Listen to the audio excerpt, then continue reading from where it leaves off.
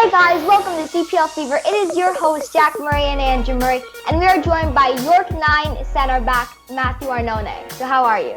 I'm doing well. I'm excited to be here, actually. It's been a long off season, but we started kicking about again and recently, and feels good. So we're all in good spirits. Yeah, it's great that York9 and some of the other clubs have started training. It's great. It's a great step forward for the league getting started. Absolutely. So how was quarantine? Was it difficult to stay in shape?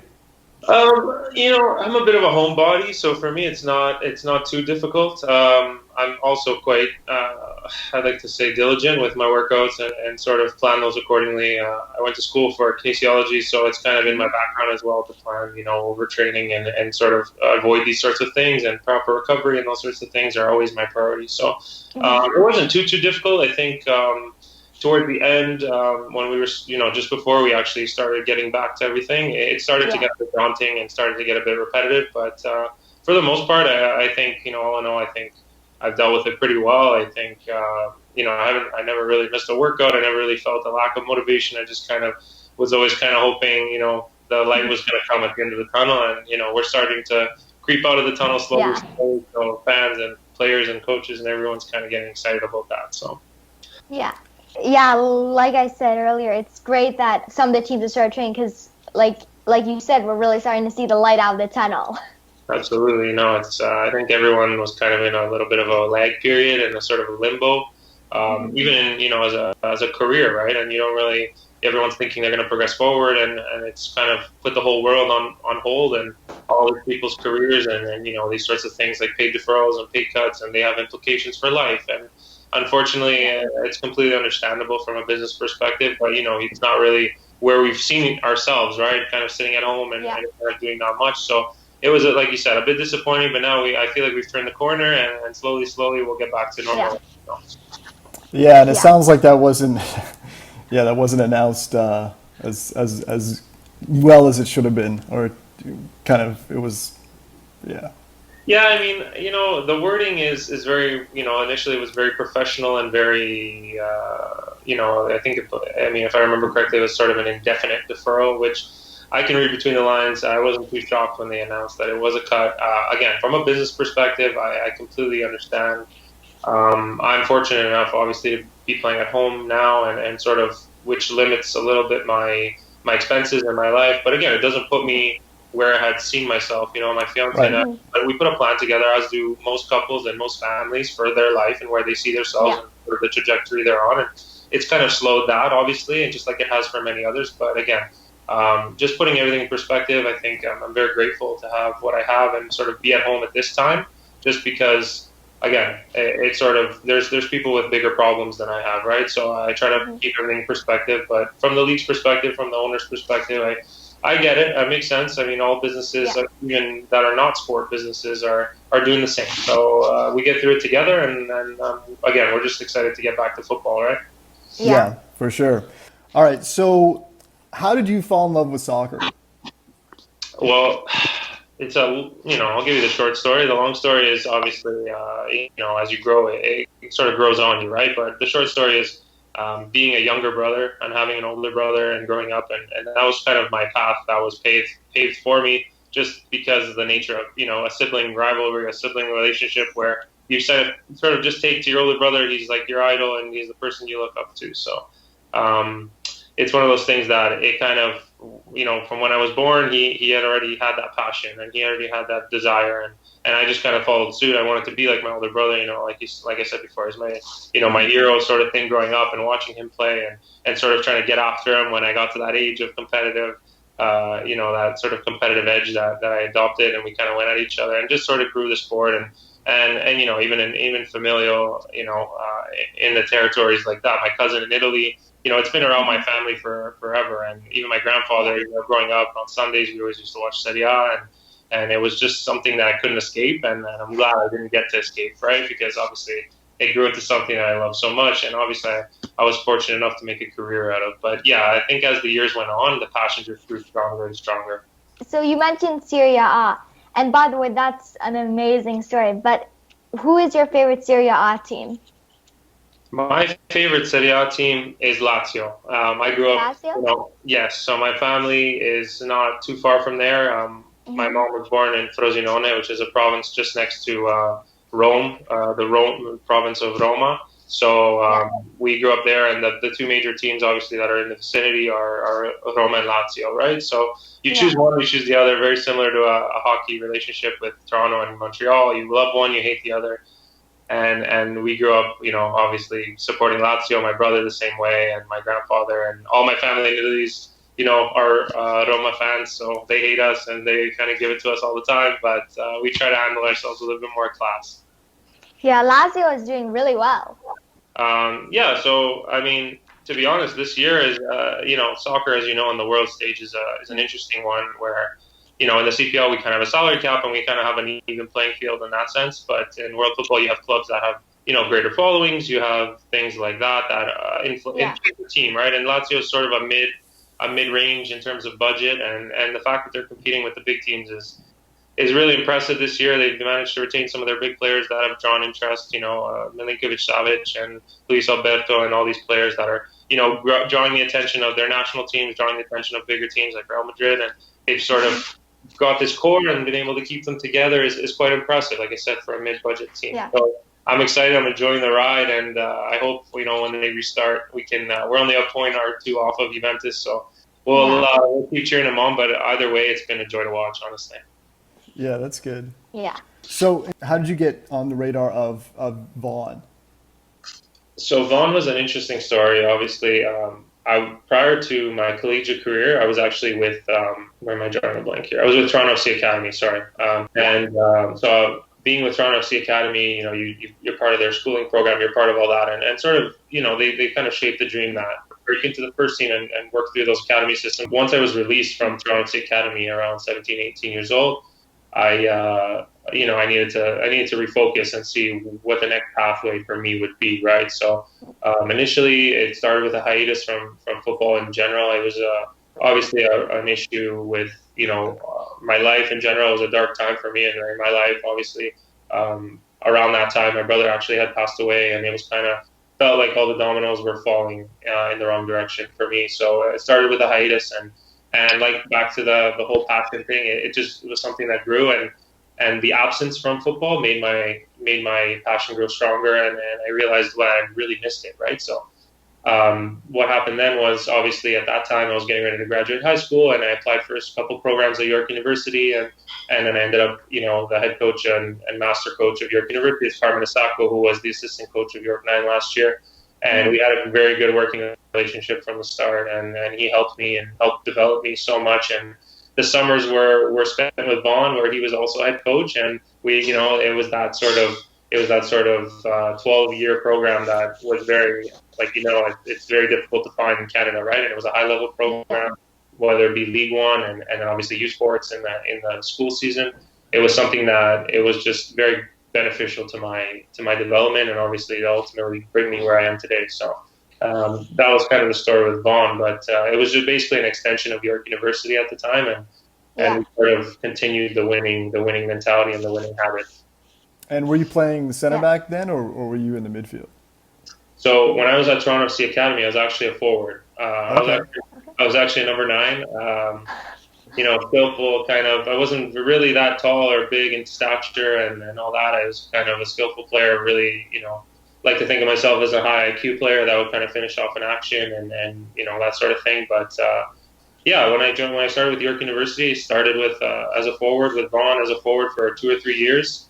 Then kind of came a year where we did have a logjam in that position, and it was difficult for me to play. And Carm, he kind of looked at me and said, I kind of developed a physicality throughout the years in school, and he looked at me and said, what do you think about center back? What do you think about that being a position for you where you can find some minutes? And I actually think you might be better suited. So I had an open mind, and I had a willingness to work and to learn. It was obviously, as you can imagine, going from front to back is a big learning curve, and sort of learning to be responsible and not have, you're not really allowed to progress up the field and those sorts of things, which were my instincts at the time. Just with an open mind and, sort of hard work. I had some growing pains for sure, but I made the adjustment, and I played 2 years there, and we won we won a national championship. So, I mean, it obviously went well. At Vaughn, same thing. We won a bunch of trophies. And then, yeah, I mean, just to touch on the midfield part, the midfield didn't come about until 2018. And that was, again, out of necessity. We did have a logjam at center back, and Carm, confident in my abilities technically, he asked me if I might be comfortable playing a little bit further up and sort of sitting in front of the center backs as protection and sort of distributing the ball as we know that, that's what I pride myself on most. And, it worked out well again. And then yeah, it kind of took me to Italy. It took me back came to the Wanderers, and my first couple of games I was a midfielder. So it's kind of all come full circle. Barring any wide play, I've been up and down the middle of the park all my career. So Okay. Yeah. So goalies next, right? we're gonna see. We're gonna get a pair of gloves first. All right. Yeah, And that is a jump from a number 9 to center back. Yeah, you basically played in every general position from defender to midfield to striker, forward, other than goalie. So you basically played almost everywhere. Yeah, I might have to talk to Oxner and see if he can give me a couple of lessons. We'll see if I can be the third keeper here at York9. Yeah. And you mentioned Italy. You were training with Vis Artena, right? That's correct. By the way, I love the name of the team. But what did you learn in Italy? What do you think was the thing that you took away most from Italy? I think, honestly, it's obviously from a football perspective. I think that the style of play was something that I had never been exposed to. What it is it's obviously a lot more of a tactical game. There's not a lot of pressing. It's a little bit more of a selective press. So, meaning, obviously, they have their moments and they pick their moments to go. But more or less, what they really pride themselves on is the tactical discipline and never really sliding out of space. And, a lot of players, they play between the lines, and having that sort of discipline and awareness to cut off those angles, especially as a midfielder, to not let them play beyond you, those sorts of things. They were big on the repress, so when you lost the ball, how fast can you win it back? And just in general, with the ball, I think the technical ability to play in tight spaces was almost a common thing amongst all players, right? And I think that's something that we glorify them here in Canada, and I think they're fantastic. And we have players like Marco Bustos, even Akeem Garcia, players that are quick and they get in between lines and they cause problems. And you find players from top to bottom on teams like that where they train like that every single day, and those players are more easily found in the ranks of Europe. And I think the general takeaway was that there are so many good players in the world. It was a real humbling experience to go there and realize that I'm coming from a country that I was considered one of the better players in that country, and to come and play not only at a lower level but also a level where they don't have a lot of glitz and glamour, but to realize that these players are all great players that I've never heard of, and they've probably never heard of me. And the world is just so expansive with talent. And I think given the proper opportunity, as it reflects back to Canada, I think the CPL is just a godsend, because it's going to give us the opportunity as Canadians to develop and sort of get to that level within, we can be talking about 50, 20, 100 years even, but the reality is we have much more history, and I think slowly Canada will get there. And I think that's the optimism that we can bring from going to play in these leagues where, they're not Serie A, they're not, the Premier League, but there are good players everywhere, and I think that goes for Canada as well. And were you do you have dual citizenship? Why did you choose to go over to Italy? Or Yeah, so initially the story came about, we had a friendly with Vaughn actually against Frosinone Calcio, which is obviously a team that got promoted that year from Serie B to Serie A. So that was a big deal for myself, and as I mentioned before, my mom was born in that province, so that would be the closest team to home, really. So that was a dream come true to play that game. And after the game, and sort of talking to the players, obviously I'm fluent in Italian, so talking to the players and sort of getting their, coming off the field, they're sort of complimenting, congratulating me for such a great game, and they're asking me where I played, and I kind of just said to them, I'm just a semi-professional at the time, which is what I was, right? And they were kind of shocked to hear that, and even just the general feedback I received from players that are playing at such a high level, it kind of gave me that that sort of want or will to explore. And with that video, I kind of circulated it around Europe and in Italy in general, and it came back so positive, and people were really surprised to see obviously what this Canadian kid could do. So that was in July of 2018, and prior to the League One season ending, I had booked my flight already after the finals. I knew it was something I was going to do. I had set up, a couple meetings with agents when I had arrived, and the plan was basically from a life experience to go there and get my dual citizenship, which I now have. But the plan was to go there, get the dual citizenship, and also once that came in, be able to sign the club, right? So that was kind of the plan, but it started from obviously here in Canada, and yeah, that's kind of how it went about. And like I said, I just kind of chipped away and sort of made my mark at the level, and they were happy to have me. I mean, physically, obviously, I bring something to the table, and obviously my abilities, like I said, I kind of adapted, right? Because there are so many good players, and you kind of got to find your niche and how you're going to stick out in that environment. So it was a wonderful experience. I would never, I don't regret anything about it. A lot of people did, kind of advise me against it because of the CPL coming. Why don't you just stay here and you'll, I'm sure you'll get an opportunity with the CPL. But it was something that I think I'm better for, and I think, definitely kind of finds its way back to you, and ironically ended up with the Wanderers as a result. So it all came full circle for me, and I'm so grateful for the whole opportunity. Yeah. Okay. So you came back from Italy, and then how did you get picked up by the Wanderers? How did Stephen Hart come to know about your play? Yeah, so this is late April, early May, and I hadn't, to be honest, I guess I was off the Canadian soccer radar because I hadn't heard much from anyone at that time, and I was kind of just focused on being there, and sort of, at the end of the season there in Europe, you're starting to talk about next season, right, and where you're going to end up, and the plan was always to come home, of course, for the off season, but then to go back. So one day I just kind of finished training. I was walking back. My cousin was actually going to come pick me up. We are going to go for lunch together, and I got a call. I missed it, and a text message from Stephen.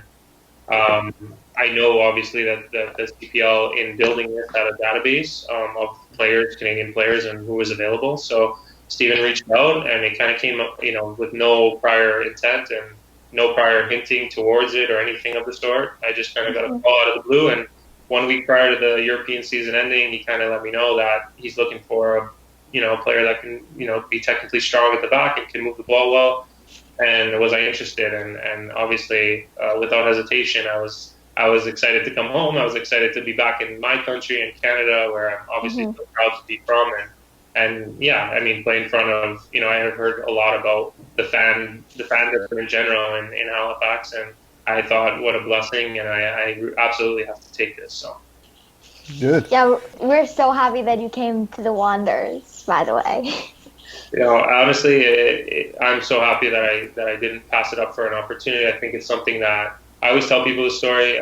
When I came back after I signed and I officially landed in Halifax, I kind of saw the Welcome to Canada sign, and it was very, it was almost emotional for me because I felt that this is my real home. Obviously having roots in Italy is one thing, but it really felt like home having been away from it. And to have a league here, I honestly, I can't see myself playing anywhere else if I have my way. So it's one of those things that I'm just so grateful for. And obviously you guys were, as a fandom, you guys were a fan base rather, you guys were fantastic. And just obviously the results didn't show so much on the field, but just the unconditional support was something that I personally cherish, and I look forward to being back and sort of experiencing. Yeah. Right. And so, you won the Player of the Year award from the Privateers. So how did that feel to get that award in a professional league?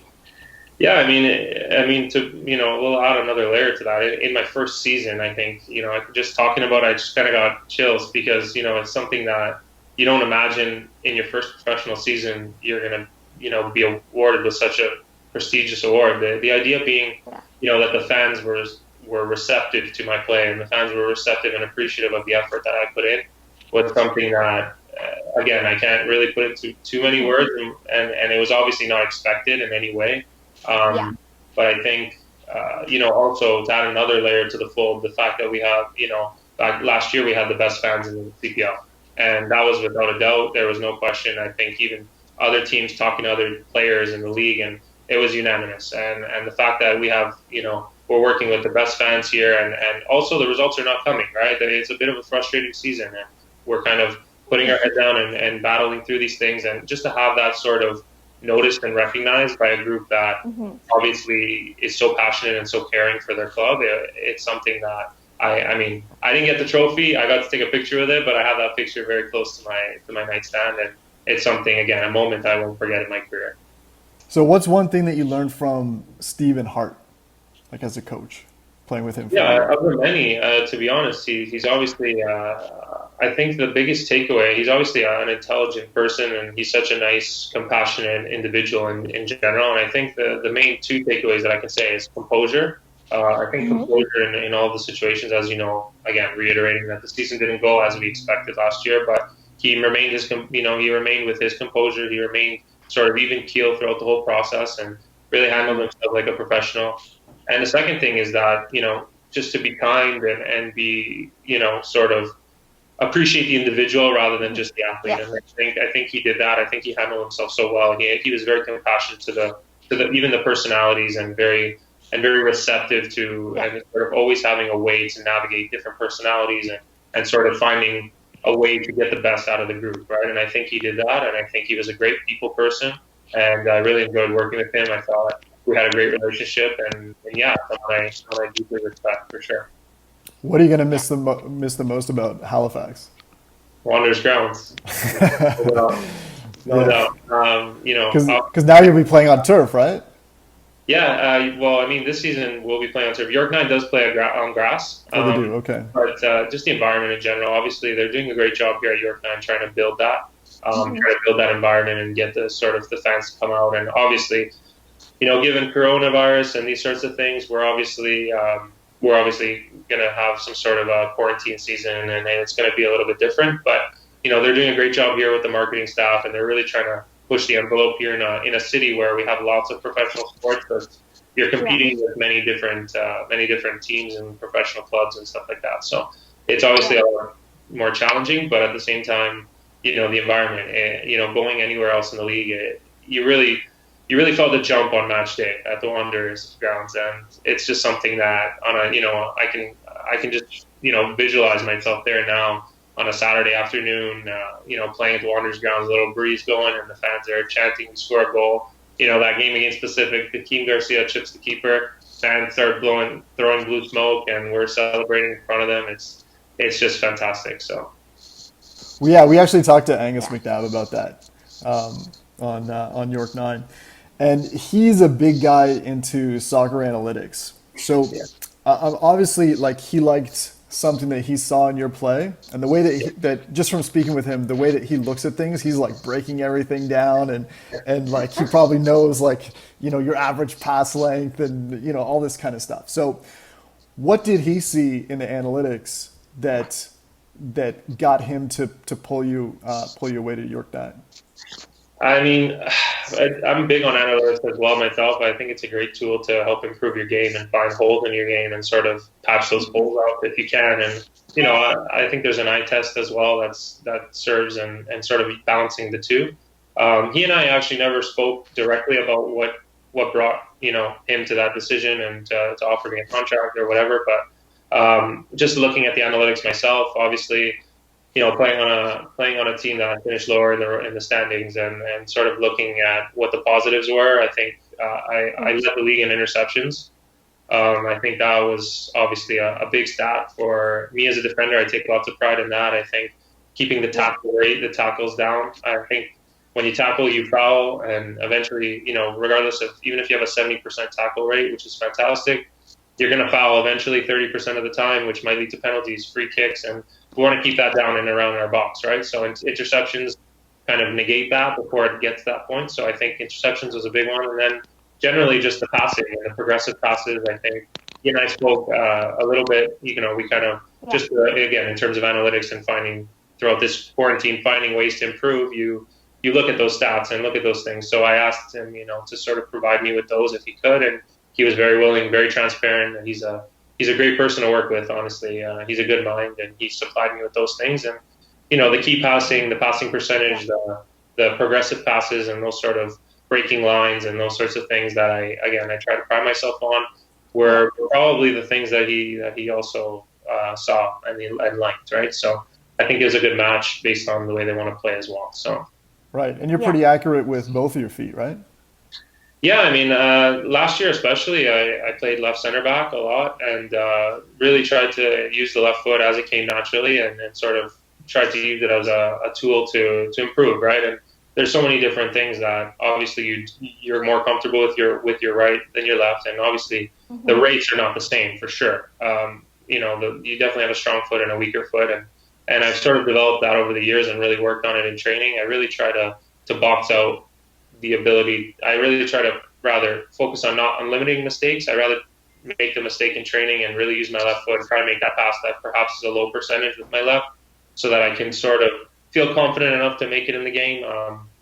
It went well. I think the passing, it's not. I've similarly closed the gap with sort of training in game and sort of the confidence level as well. And as you see, like you said, the analytics are a big part of it, right? As you close the gap, the confidence also builds. So I think it's something that I pride myself on, using both feet and receiving with proper feet, and just the fundamentals in general. I really try to work on. So I mean, the left foot was, playing left center back, having Peter on the right. I was more comfortable on the left by the end of the season. So it really helped me develop my left foot. Yeah. When did you start? Because I always try to tell Jack to practice with both feet. He's very good on his left. But when did you consciously start practicing on your weaker foot or some of the weaker areas of your game, like after practice? I think when I moved to midfield. So to be honest, when you're playing center back, you have most of the time, I think, you can play with three at the back and play the middle of the three. But for the most part, you're playing left center back or playing right center back. And naturally, the game comes to you at a different angle, right? And the game comes to you on your left side most of the time when you're on your left side and the right. And I was grateful enough to, have the chance to explore both sides. And it also, as a defender, you're tackling on both sides as well. When you're when the player comes inside, you got to tackle on your right foot. When the player comes inside and you're playing right center back, you must tackle on your left foot. So it gave me exposure to both, but I think I deliberately started practicing that when I moved to midfield, when you really can't hide. You have to take the ball as it comes. As a number 6 sitting in front of the defenders, they look to you as a solution provider, right? And to sort of settle the ball down and get it off the side, or settle the ball down and break the pressure. So, that might come in any context, right? Whether that be a bouncing ball, you need to settle down and play with one foot and control with the other, and those sorts of things. And I realized in tight spaces as well, you need to be clean with both feet, because obviously in a pressure situation, when obviously the time on the ball is reduced, you must be clean with it. So whether that means putting it on your left foot to buy yourself an extra half a second to make a play, you must be able to do that, right? And so that's kind of when I started, and every day kind of working with the wall. And in Italy as well, they were big on that, right? And back to basics. They don't have all the resources, but they definitely were big on the wall, right? And you play the ball against the wall 100 times, you knock it against the ball 100 times, it comes back to you the way you give it to them, right? So if you give a bad pass to the wall, it'll give a bad pass back. So it was a big, again, another thing I learned in Italy, I guess, to touch on our earlier discussion. Yeah. And I wanted to go back to York9 for a second and ask you, what is your favorite thing about York9, do you think? I think, to be honest with you, Jack, I think it's something that I'm sure everyone can relate to, is being with family and being surrounded by, being surrounded by your family after being away from home. So again, when you're always surrounded by your family and you're sort of always in that comfort zone, you don't necessarily appreciate what you have as much. And being away, whether that be Italy plus Halifax, and then obviously returning home, you really feel like you're at home once you know that you've been away, right? So I think that's the biggest thing. I think having a club in my hometown is obviously very, it's something I can identify with, and obviously I want to bring, joy and success to the club and the fans. But I think it's just more of a life thing that, being with my fiance and having minimal sacrifices for a change seems like a breath of fresh air, and obviously a big draw for me to eventually come to the decision that I wanted to sign with York9, right? Yeah, it's great being around your family. And I also had another question about York 9. Yeah. On chance from 1 to 10, or let's make it 1 day because there are 8 teams. What do you think are your chances of securing the North Star Shield? One being like a 100% chance? One be one being yeah, like you think you're gonna get it, no doubt. You think you're gonna come in first. In Okay. the table, you think you're gonna get it without a doubt. Okay, so I'm gonna say I'm not a certain person. I don't like to be on one side or the other. I'm gonna say two. I think Oh there's yeah. I respect the competition. I'm very confident with the group that we have for sure. I think Hmm. Angus has done a wonderful job bringing in the players that he has. I think we've reinforced almost every position. I think we've grabbed significant contributors from other teams Hmm. and place them on our team. And again, the group from top to bottom is quite deep, which I think is going to be important in this quarantine sort of season. So Yeah. I'm going to say two, just because obviously there are the forges and there are every team has improved as well, right? Yeah. You still have your ex champions, you have cavalry who arguably some things should have been champions, and then you have Pacific got better, Halifax got better, and Yeah. Forge even has kept the same group, which is impressive in and of itself because they've had so much success. So um, I'm not going to say for certain that we're going to win, but I definitely like our chances. Hmm. I definitely think that the group that we have can definitely win. Yeah, York 9 does have a really good squad this year. Like they came in third last year, but they've improved so much. They're really a title contender. That's why I wanted to ask you that. Yeah, I mean, there's always an element of chance. There's always an element of Yeah. respect for the opposite, the other groups or the other teams that they have, and they're putting in their work, and we're working really hard, obviously, to put this thing together. I guess Hmm. the challenge would be that because we have so many, players similar to Halifax, we have changed over a little bit. Hmm. It will be a matter of obviously putting, the players in the right system, and Yeah. will it sort of react or will it sort of produce? But on paper, yeah, I think it's something to be optimistic about for sure. Hmm. You know what just struck me as we're talking here is your versatility, right? So you started as a number 9, and yet when you look at what you just said, your interceptions, playing with both feet, those are your strengths. Also, I was noticing a lot in some of your highlight reels, your long passes, right? Which is not something that number 9s are typically good at because they don't really need to do that. So it looks like you developed all these areas that you weren't even thinking about when you were with TFC, right? Like, Yeah, it's yeah. I mean, it's something that I guess just having an open mind, and I guess I could have been Hmm. stubborn and said, no, I'm a number 9. I'm not going to stay with this. But I just, again, you see the game from a different perspective. I think I do have a bit of an advantage in terms of the way that I see the game because I was a number 9 and also playing as a midfielder because I was a midfielder. These sorts of things help my game at the back, right? And it sort of allow me to see the Hmm. game, allow me to sort of anticipate what these players are going to be doing or what the number 6 or the midfielders are looking to find in terms of angles, in terms of passing, because I had done it myself. So Hmm. these are just the sort of little things you pick up, like you said.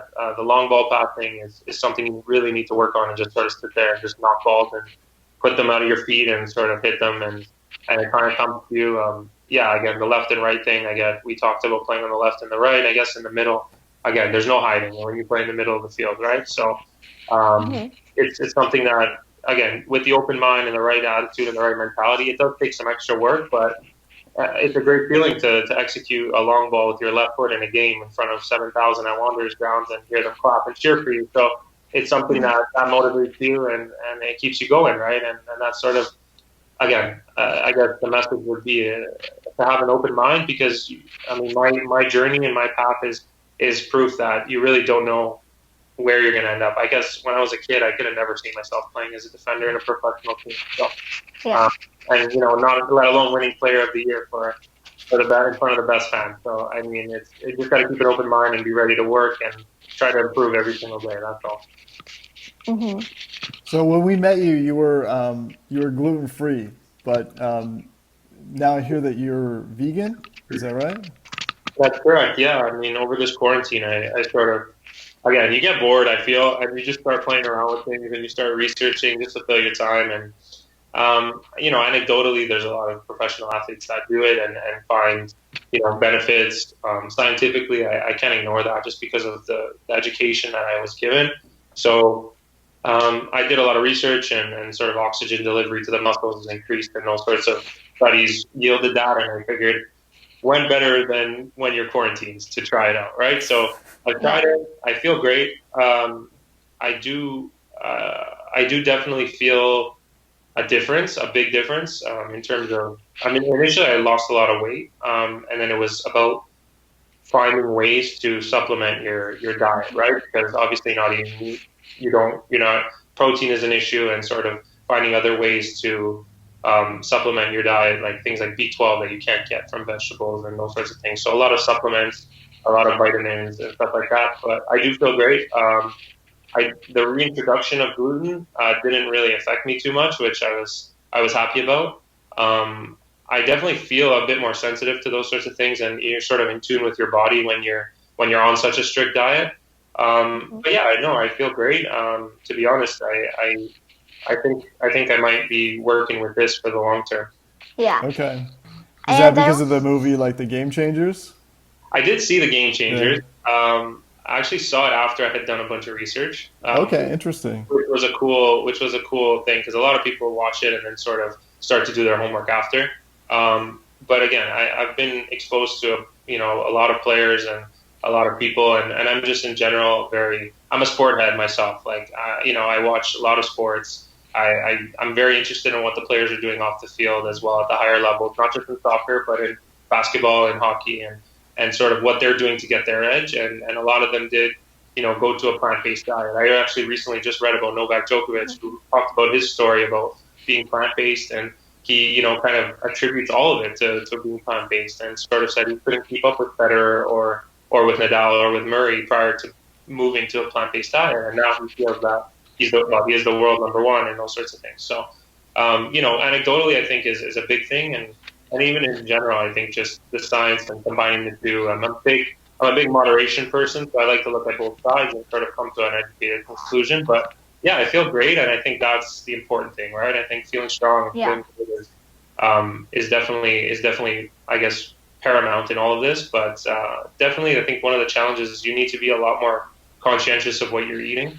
I think all of your meals need to be sort of, I guess, collaborated with one another in order to make sure you're getting the right amount of nutrition, right? Especially as an athlete, and sort of replenishing properly from day to day is important. And I think it takes a lot of mental effort. Like my day to day is when I wake up, I need to figure out what I'm going to eat and how that's going to, Hmm. from lunch to dinner to breakfast, like am I getting enough of this? Am I getting enough of that? So it definitely takes a lot of mental energy, but in terms of on field and in terms of production, I definitely feel better. I think it's helped a lot. So it might be the long term.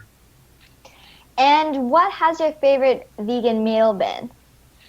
I'm actually quite simple with this. Especially with this weather and the good weather. I'm actually going to do it after this and have some lunch. It's going to be a mango salad.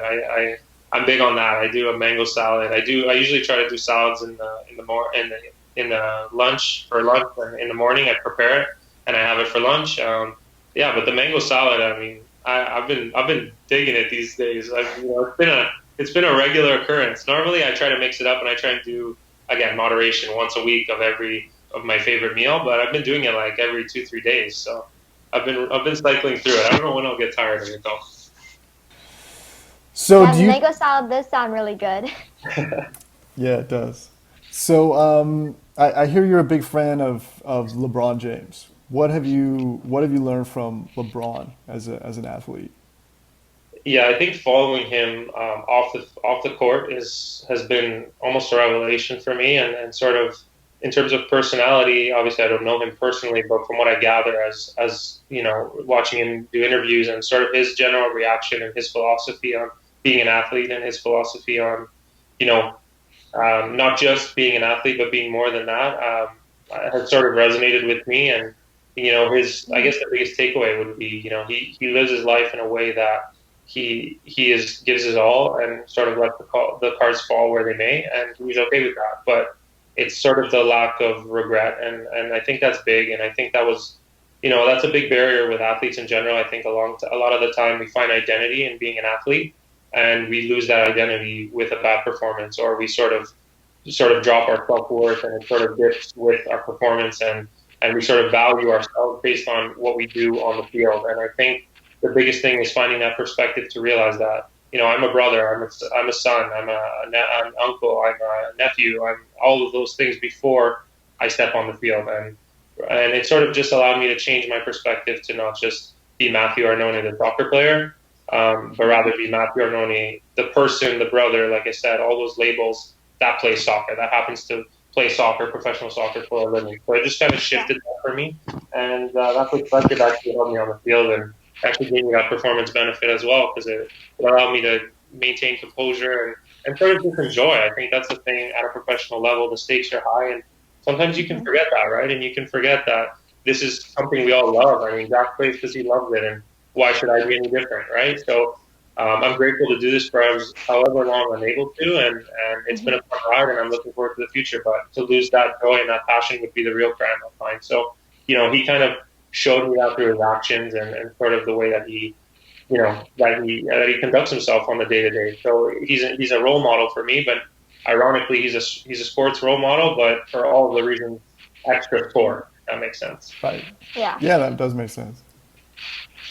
And I was just wondering, since we were talking about basketball, I know you like LeBron James, but have you watched The Last Dance? It's trending in Canada. Of course I have.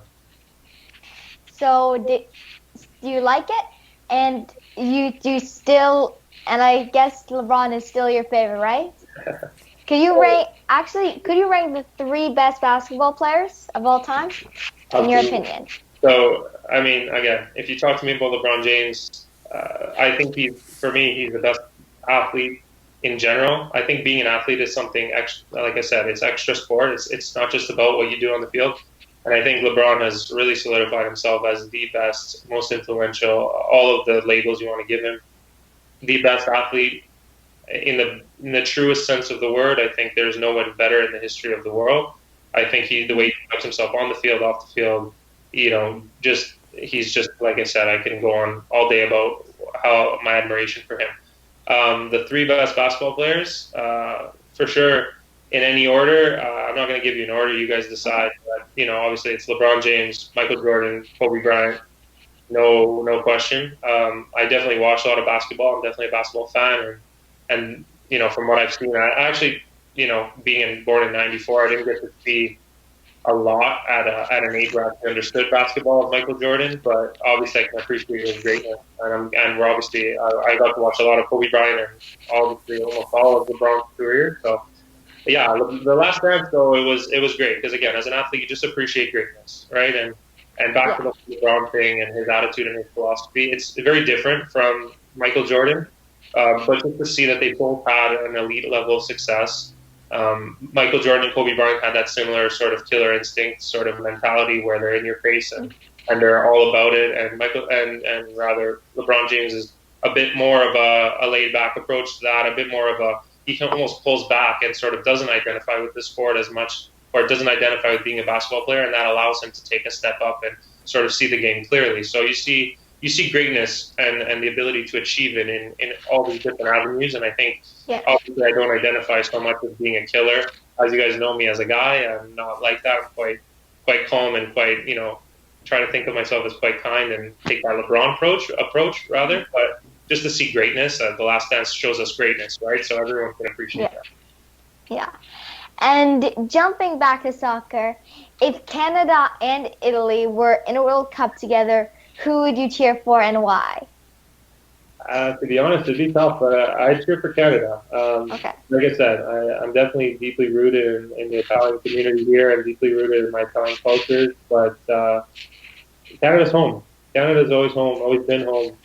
And like I said, leaving and coming back, you really realize that. I think as a kid, I was always dreaming of playing in, Italy and then these sorts of things and being, there and living in Italy. But also living there, you realize that it has its problems just like any other country, right?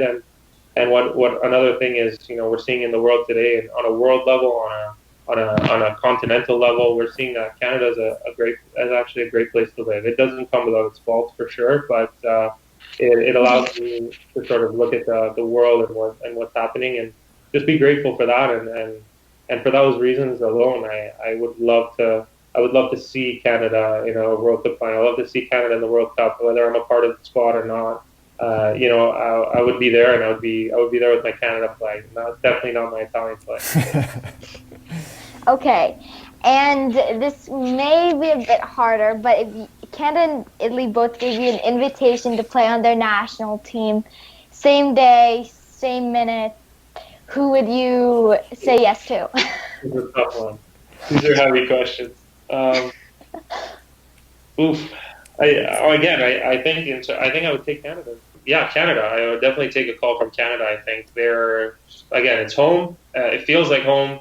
I've never been granted the honor of wearing the Canadian national team jersey, but if it ever came, I would take it with two hands, and it would again be the greatest accomplishment in my career to represent a country that gave me so much and be able to give a little bit back in terms of something obviously so minuscule, but it's given me so much more than I could ever give it. So in order to be able to represent my country like that, it would be a wonderful honor that I honestly couldn't pass it up, even if Italy was calling.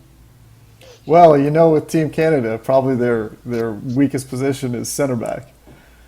Yeah, I mean, there's definitely I see a future. I really do. I think I need to obviously get to certain places in my game where I've shown them on a consistent basis. I think that's where I've obviously done well in my first season.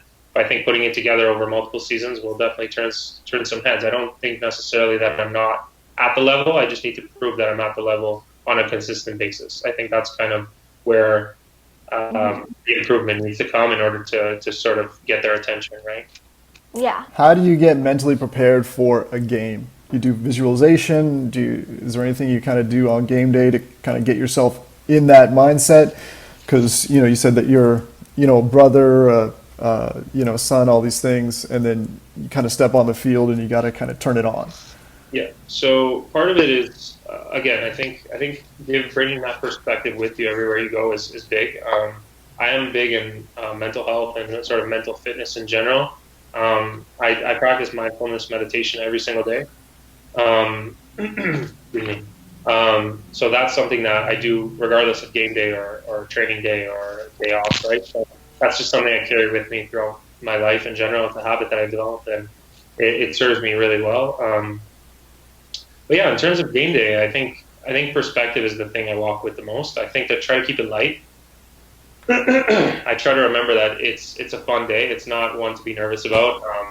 Granted, I'm a very prepared player, and I like to sort of derive my confidence rather from not from my talent, but from my preparation. So, you can talk to any of the Wanderers, you can talk to any player that's played with me, and they know that I'm the most prepared and or one of the most prepared, and that's sort of where I get my confidence from. So, with that ability to sort of bring that confidence on the field, it comes solely from preparation and again, of the mentality that I've done everything I can leading up to match day.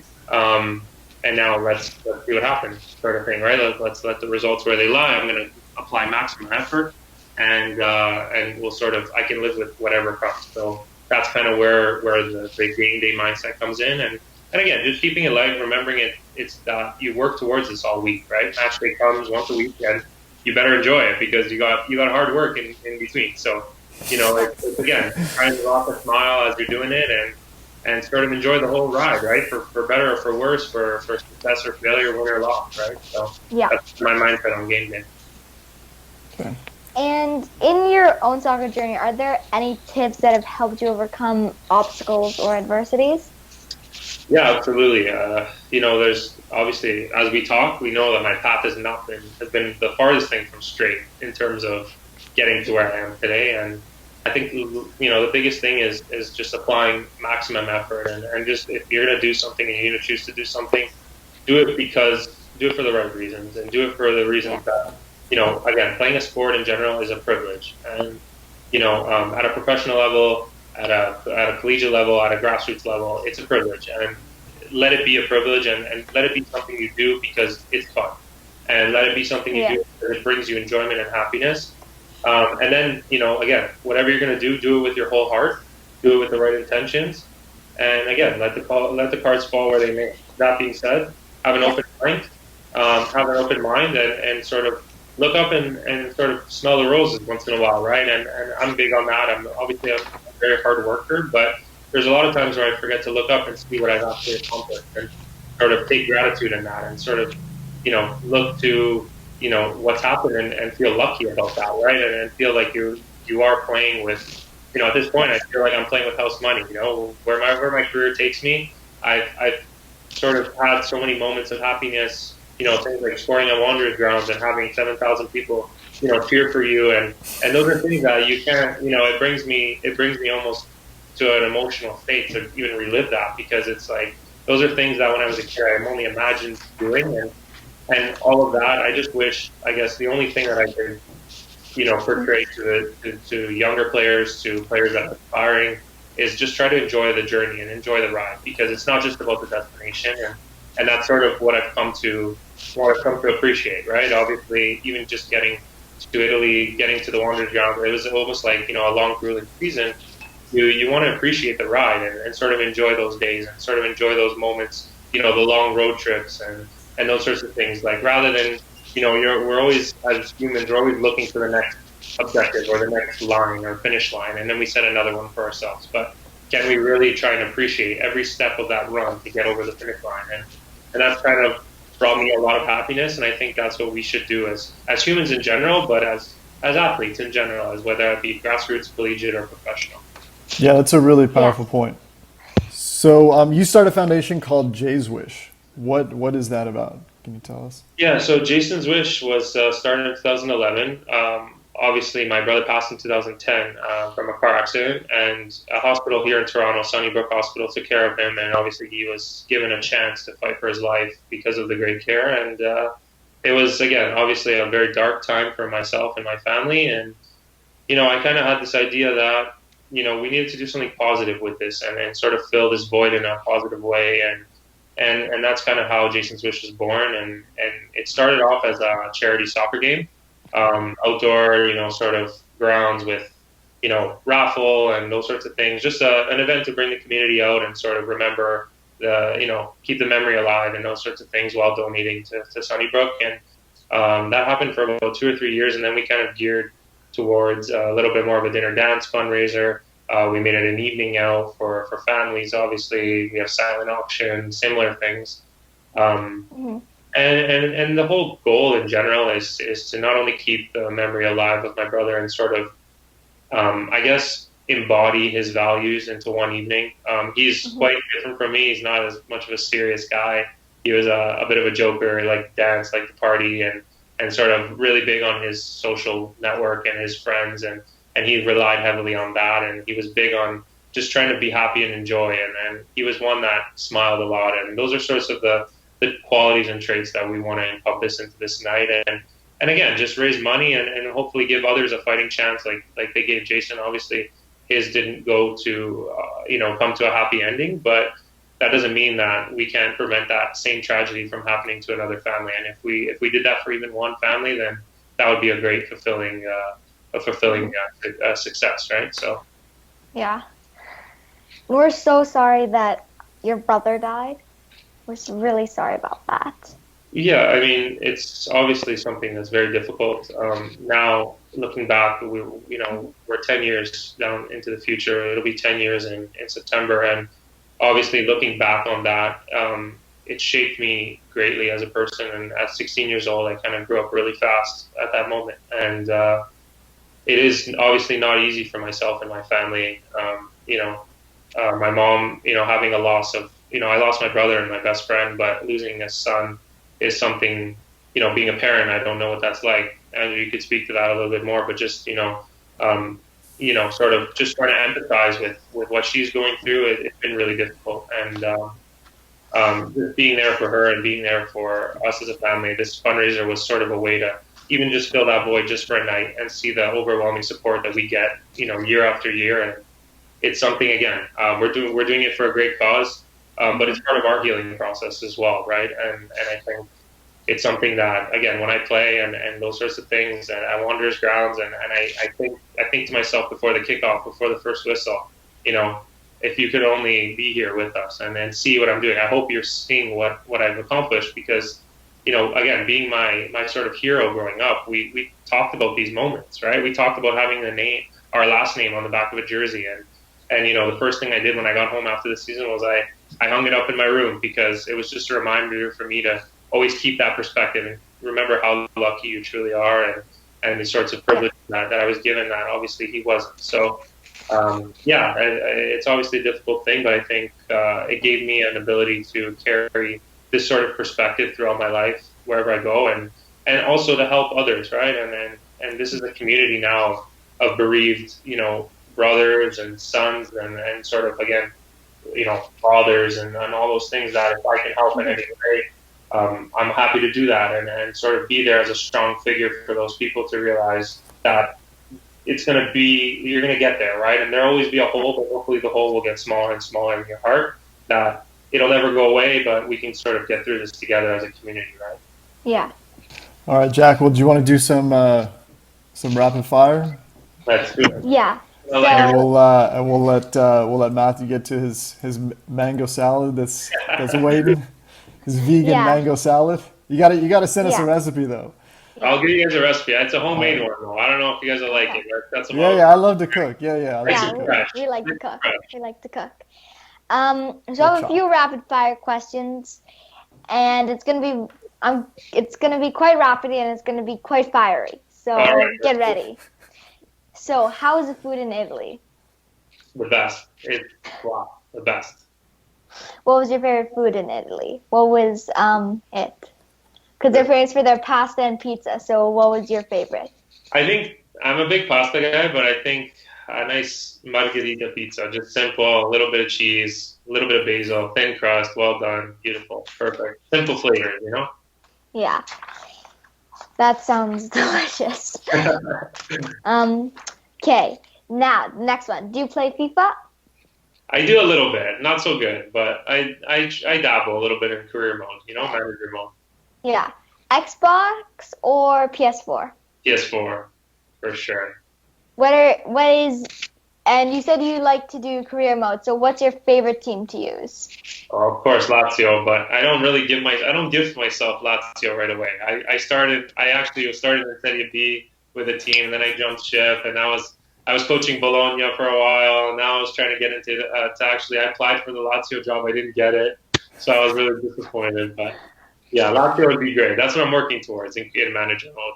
Yeah, we've played some Ultimate Team, but I'm thinking I might do a career mode. Though I'm thinking I might want to do someone like Sunderland, the third tier. I like that. So that will be a challenge. And Serie B does sound like a challenge to get to like the Serie A and beat Juventus. Yeah, absolutely. When you play those teams, you just gotta park it. You gotta play defensively. You gotta be like Wanderers 1-0 up against Forge. Yeah. Okay, so next, do you have a nickname? Yeah, I mean it's a weird nickname, but I actually didn't have one in Halifax because I was the only Matthew. But everywhere I went, there was two Matthews, and when I was playing at York University, there was an ex-TFC player that was Matthew as well, and his name is Matthew Stinson. He got his nickname. They kind of nicknamed it. They shaped it after his last name. So he was Stinner. His last name was Stinson, and I was Noners. So they kind of cut off the AR and just made it like Noners. So I guess would be my nickname. Some at York9 still use that because they know me from Vaughn. Okay, gotcha. And what's your favorite movie? Oof, Moneyball. Moneyball? What's that about? That's a baseball movie about analytics, actually. It's about it's a consultant that is part of the Oakland A's and sort of builds this team of these sort of misfits in the eye of the general public, and they do really well, and it's sort of a philosophy on like advanced analytics. Yeah. And what's your favorite book? Oof. Recently, I have this book that is called Flow, and it's... Oh, yeah. I've read that. That's by that Mihaly Csikszentmihalyi. Yeah, I can't really pronounce long it. last name. We probably shouldn't try and say it. Yeah, exactly. Yeah. No, he's phenomenal. I watched his TED Talk as well, and he's great. So that would be my favorite book. Recently, I've been going back and reading some of the books I have. I read a book called Elite Minds by Stan Beecham. He's a doctor. Very cool. Very again, all along the lines of mindset, all along the lines of perspective, and those sorts of things. And it's cool not only for athletes. It just talks about basically the successful people and their strategies and how they sort of see the world and they sort of their shaped behaviors. So that would be my pick. Yeah. And do you have a pet? I have two, actually. I have two cats. One's name is Brio. I don't know if you know the Italian Coca-Cola, Brio. Yeah. So he's kind of got like that dark brown, chocolate brown. He's kind of got little patterns in him. So we call him Brio because he kind of looks like the color of Brio. And then we have Pebbles, who's really, really small. And yeah, she's a little bit more. That's my pal. Brio's my pal. I'll kind of take him out after this. Actually, after I have my mango salad, I'm gonna take him out for a walk on his leash. And that's kind of been our routine through quarantine. But Pebbles doesn't go outside. She's too fancy for that. Okay. And what's your favorite board game? Monopoly. Monopoly? Sure. Every festivity we had, Christmas, Easter, when the family gets together, we put Monopoly on the table.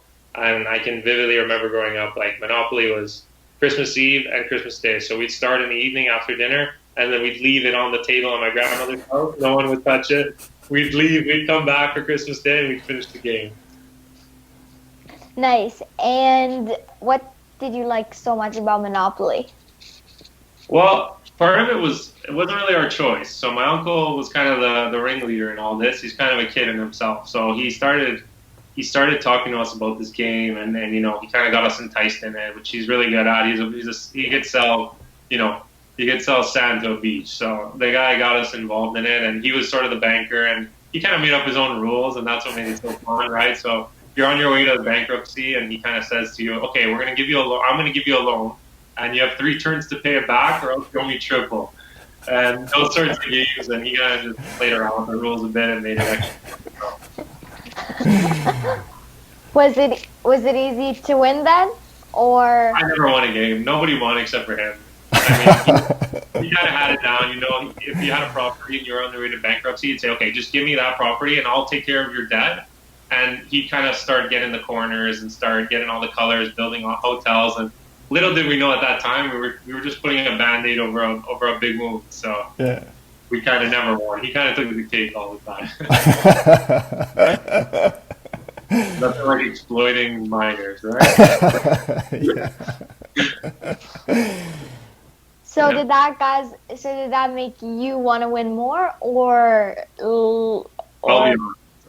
I mean, no matter how much we wanted to win, that and ping pong were the only things he had our number in, and we would never beat him in ping pong or Monopoly. So we would play it, but it became a fun thing, and then we would call him then we realized he was cheating and those sorts of things. My aunt would come in and sort of read the rules out and be like, "You can't do this. This is not allowed." But it's a family thing, so we just kind of play with it and make fun of each other along the way, and that's the fun of it, right?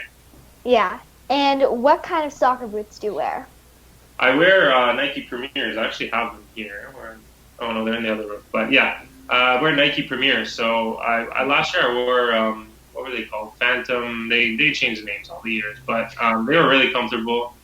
And basically, I go for comfort. That's kind of like my thing. So if I find a boot I'm comfortable with, I stick with it until they change it, and then I need to try it on again. But prior to that, I was wearing Adidas Predators, and then they kind of changed the style on me, and it kind of started bothering my feet. And I'm very particular about comfort. I don't really care about color and those sorts of things. I just like a comfortable shoe. Yeah, I like to have color, but I also like to have it comfortable. Yeah, comfortable is first, but then I have to choose. And the thing is, it's hard to get really comfortable reds. This year I finally got reds. I actually wore red boots last year, so I know what that's like. It looks good with the kit. With the blue, you just kind of stick out a little bit. Yeah, I get the flair. I have a little flair when you play. Why not? Yeah. And this is my last rapid fire question. If you choose 3 words to define you, what would they be? Resilient. Mm-hmm. Kind. Mm-hmm. And empathetic. Okay. Nice. All very mindful, I guess. But that's kind of my thing. Mental health, mental strength is I attribute that more, and I try and work on that even more than I do on the field. You know, in general, I think your bodies need to rest and those sorts of things. Physically, you only have so much, sort of fuel in the tank, but your mind is a tool, is the controller, right? And if you set that up for success, I think it's actually it's actually quite powerful, and it can be a lot more powerful than even the body. So I'm big on that, and that's kind of why you get those responses. But yeah, I pride myself on the mental side of the game for sure. Yeah. So Cool. those are all my rapid fire questions. I think we got through most of our questions, so that's very good. Thank you so much, Matthew, for coming out to sit with us. It was an honor for you to come on, and I hope you enjoy your mango salad, and you have a nice walk with your cats. Yeah, absolutely. Thanks for having me, guys. Honestly, anytime you want to do this again, and I'm looking for. I mean, obviously, unfortunately, I won't be there to have my comeback at the Wanderers grounds and get booed by you guys, but we'll do that. We'll do that one day, and who knows? Football's an unpredictable thing, so who knows what the future holds. So, but yeah, no, I really appreciate it, and we'll talk soon for sure, guys. Yeah. Good luck. Good luck to you in York9 this year, and we'll talk to you later. Sounds good. Have a good one. Thanks, Matthew. Thanks. Bye. Bye.